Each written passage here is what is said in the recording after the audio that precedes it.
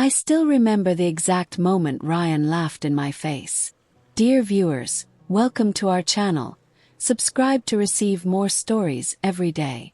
We were sitting at the edge of his bed in that dingy studio apartment he'd once called our future. I had just gotten off a terrible shift waiting tables at a half-empty diner. My feet were swollen, my fingers smelled like grease, and my soul was just about done. But still, I'd come home smiling. Because earlier that day I had gotten a callback. A real callback. From a real agent. For a real audition. I told him with my whole heart. And he looked at me, blinked slowly like he hadn't heard me right, and then he laughed. Not a nervous chuckle. Not a confused giggle. A full-on, open-mouthed, head-thrown-back laugh. You, he said through the last of it. You think you're gonna be famous. I stood there frozen, one shoe still on, the other dangling from my foot like it was hanging on to hope. I'm serious, Ryan, I said. This is a real shot. I can feel it. That's cute, Lena. Really. But maybe it's time to grow up. You're not a kid anymore. This isn't a movie. You need a stable job. A real one. I wish I could say I screamed or stormed out. That I dumped his guitar on the sidewalk or broke his favorite mug. But I didn't. I just sat there. And for the first time in a long time, I let silence answer for me. That night I packed 2 duffel bags. One with clothes. One with dreams. I left the apartment and walked 7 blocks to a friend's couch, feeling like my heart had just been evicted. New York City isn't kind to nobodies. It eats you up, chews you out, and spits your ambition onto the concrete like gum under a tourist's shoe. But somehow I held on. Not gracefully, not glamorously, but day by day. I worked night shifts, picked up temp gigs, cleaned rehearsal halls after hours just so I could listen to actors run lines and singers warm up. I studied, practiced, sang into cracked mirrors and subway tunnels. Auditioned for everything from insurance jingles to off-Broadway plays that didn't even offer a dressing room. And every time I was rejected, I heard Ryan's laugh in my head. That was my fuel. It was during one of those endless auditions, this one in a cramped church basement for a low-budget commercial, that I met her. Vivica Storm. Yes, the Vivica Storm. Except that day, she wasn't wearing designer clothes or walking red carpets. She was hunched in the back row, sunglasses on, sipping gas station coffee. I didn't recognize her right away. She looked tired, weathered, real. I finished my audition, singing a 30-second jingle about carpet cleaner, and started to leave when she called out, "Hey, wait." I turned around thinking maybe I forgot something. But she just stared at me for a moment, then said, "Where'd you learn to hurt like that?" And blinked. "Excuse me. Your voice. It's raw, painful, like you've bled into it. Where'd that come from?" I swallowed. "My life, I guess." She gave a small nod. "Ever thought of going on tour?" I laughed. I almost pulled a Ryan and laughed in her face. "Me? I barely make rent." She handed me a card. It was worn around the edges but embossed with gold. Vivica Storm Productions. "I've got a spot opening. Background vocals. Nothing fancy. But I think you're worth watching." That card burned in my pocket for 2 days before I dared to call the number. That phone call changed everything. I started out as the girl behind the curtain. Literally. I sang from the wings, mic clipped to my sweater, voice blending into a sea of backup vocals. I didn't even get my name on the program for the first 2 shows. But Vivica watched me. And one night the main vocalist fell sick. She turned to me and said, "You know her part?" I nodded before my brain caught up. "Every note." "You're up," she said. The lights were hot. The stage was a blur. But when the music started, it was like I stepped out of my old life and into my real skin. That night, I wasn't Lena the waitress.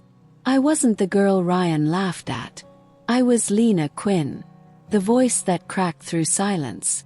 The next morning, a clip of that performance went viral. Started small. Comments on a fan video. Few reposts. Then a music blog wrote, "Who is this mystery singer on Vivica Storm's tour? Got offers, demos, interviews, stylist." Vivica pulled me aside and said, "Don't waste this moment. It's yours now." By the end of the tour I had a manager, a record deal, place of my own. I walked through the city no longer invisible. People whispered, snapped photos, asked for selfies. And that's when it happened. DM.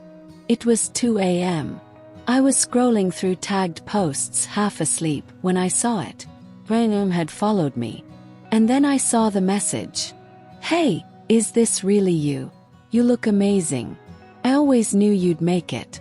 Would love to catch up sometime." My fingers hovered over the keyboard. 100 replies raced through my brain. Some petty, some poetic, some blisteringly cruel. But instead I just typed, "I have a project coming up. You might be perfect for it." He replied within 5 minutes. "Wow, that would mean the world. Whatever you need, I'm in." I leaned back on my couch, staring at the skyline, heart pounding. Because the project wasn't just a music video. It was revenge. Set to a perfect melody. The concept for the music video came to me like lightning. Bright, brutal, and impossible to ignore. It would be for a song I'd been quietly writing for years. The one I started the night I left Ryan. I called it Wrong Girl. Not a love song. Not a ballad. A warning. Reckoning.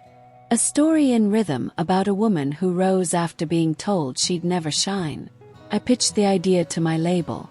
I said I wanted it raw. Minimal sets. One camera. Real emotion. They said it was risky. I said it was real. And real sells. They green-lit it. That's when I reached out to Ryan again. We met in a studio loft in Brooklyn that had been made up to look like a struggling musician's apartment. It looked eerily familiar, like the one I once cried in while he scrolled through job listings and told me my dream was embarrassing. He walked in wearing a cheap leather jacket and a sheepish grin. His hair was longer, thinner at the crown. His jeans clung tighter than they used to. But the smugness was still there, buried under what he hoped I'd read as humility. "Lena," he said, arms out like we were old friends. "Wow. You look amazing." I offered a cool nod. "Thanks for coming."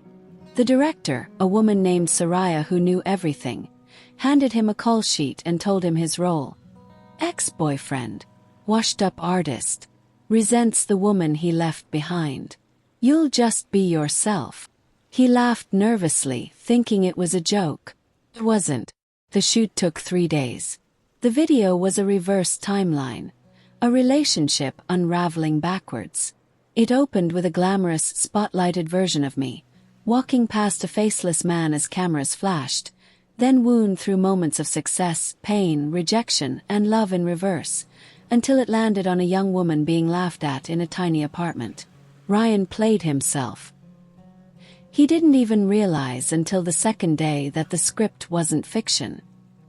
He pulled me aside between takes, eyes darting, voice low. "Is this about us?" I tilted my head. "Is it?" He blinked. "I mean, some of the lines, the layout, this is our old place. Even the broken lamp is the same. Did you really write a song about me?" "I write about what shaped me." He stood there, stunned, trying to read between my words. But I'd written the story so well that he couldn't decide if he was being honored or humiliated. Spoiler. It was the latter. The final scene was mine to direct.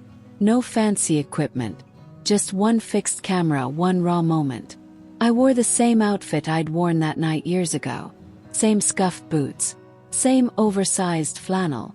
Ryan sat across from me, playing the boyfriend. The script was short. Him. "You're not going to make it." Her. Long pause. "Watch me." We did 3 takes. On the third I didn't pause. I looked him dead in the eye, let the silence stretch, then said, "You mocked me when I had nothing. But now, I don't need you to believe in me. I made it without you. There was no music in that scene. No cut. Just his stunned face and my truth, captured forever. Soraya loved it. We'll end with this. No credits. Just fade to black. The label had doubts. It's intense, one exec said. Not exactly commercial. But Vivica Storm herself stepped in and said, it's iconic. They released the video at midnight on a Friday. By Saturday morning it had 10 million views.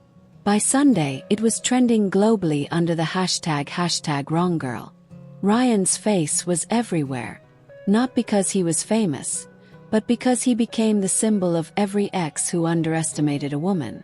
People dug up his old photos, his failed SoundCloud page, his Twitter feed where he once tweeted, "Music's not for everyone. Some people need to accept that." They flooded his inbox with quotes from my song. He tried to spin it, of course. Posted a teary video claiming he was honored to have inspired such a powerful message. But people weren't buying it. I didn't say a word. Not publicly. I let the silence do what it always does best. Meanwhile, my career exploded. My album, titled Voice Notes from the Past, debuted at #1. The Wrong Girl video was nominated for 4 awards before the month ended. Magazine covers, interviews, festival offers. I had to hire an entire team just to keep up. And somewhere in the middle of that chaos, I got another message from Ryan. This one wasn't slick or flirty. It was desperate. "Please. I'm getting death threats. I didn't know you were going to ruin my life. Can we talk?" Ruin his life. Funny. I remembered sitting on a sidewalk with 2 bags and no money, crying because he had laughed at my dream. I didn't reply. But that wasn't the end. Because the next twist didn't come from Ryan. Came from Vivica. She called me after a late show in LA, voice low and urgent. "Can you talk?" "Sure. I just got wind that Ryan's shopping a documentary deal. Claims he discovered you. Says he wants to set the record straight on who inspired your success." I nearly dropped my phone. "He's what?" "I'll handle it," Vivica said. "But it's your call. You want to shut this down or let the world watch him sink?" I stared at the skyline for a long time, memories rushing in like a cold tide. The girl with nothing. The man who laughed. The stage. The silence. Smiled. "No," I said. "Let him try." The first time I saw the trailer for Ryan's so-called documentary, I was backstage at the Garden. I had just finished a sound check. The stadium was quiet except for the distant murmur of staff. I opened my phone and there it was, being shared everywhere. Behind the voice, the man who discovered Lena Quinn. Clicked the video. The trailer opened with a slow zoom-in on Ryan's face. He sat in a leather chair, dramatically lit like he was the survivor of a war crime. "She was just this lost girl," he said solemnly. "No confidence. No direction. I gave her her first shot. And now she's forgotten where she came from." Clips of me singing flashed across the screen. Old footage. Recent interviews. Photos of the Wrong Girl video. And then, worst of all, a line I didn't even know they had. "Sometimes," Ryan whispered, "the people who build the stars are the ones left in the dark." I closed the app without finishing it. I didn't cry. Didn't scream. Didn't panic. I just made a call. To Soraya. "I want to make a film," I told her. She laughed. "You already made one. It broke the internet, remember?" "No," I said. "I want to tell my story. The full one. Not a 3-minute video. Not a song. I want to document everything. All of it. Even the ugly stuff. Especially the ugly stuff." He paused. "You're serious?" "As a second chance." She was quiet for a beat. Then, "I'm in." The project was titled The Callback. And it wasn't pretty. We filmed in the alley behind my first apartment. In the diner where I used to scrub ketchup off plastic menus. in the corner of the church basement where Vivica had found me. And yes, even in his old apartment building, from across the street, where I sat in a car and quietly told the camera what it felt like to leave that night. Pregnant with hope, starving for faith. That part never made it to the trailer, but it made it to the final cut, because I was done editing my pain for other people's comfort. The release date was set exactly 1 week before Ryan's documentary. Streaming platforms fought over it. We went with the one that refused to carry his. When the callback dropped, the world finally saw it all. Unedited, unfiltered. Not the glam. Not the red carpet. The struggle. Tears. The cracked mirrors. The laughter I swallowed.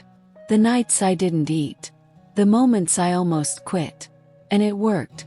Ryan's documentary was cancelled before it even aired. Turns out, when the internet sees someone lie once, they don't give second chances.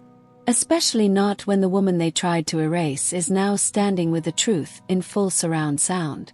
The same blogs that once gossiped about a messy breakup now called him a cautionary tale. He lost the documentary deal. His social media imploded. Even his temp gigs dried up. No one wanted their brand tied to the ex who tried to steal her spotlight. He sent me one final message. Voice note. I didn't want to listen at first. But something in me, curiosity or maybe closure, clicked play. Lena, he said. His voice was hoarse. Me. I don't know if you'll ever hear this, but I want to say, sorry. Not just for laughing. Not just for doubting you, but for not seeing you. You were always more than I could handle. I made you smaller to feel bigger. I see that now. I do. Silence. Then a final line. I hope the world never stops listening to you. I don't deserve your forgiveness. I just wanted you to know I finally hear you. I deleted the message. Not out of spite, but because I didn't need it. I had already heard everything I ever needed the day I stepped on stage and sang Wrong Girl. Today I walk red carpets with my head high.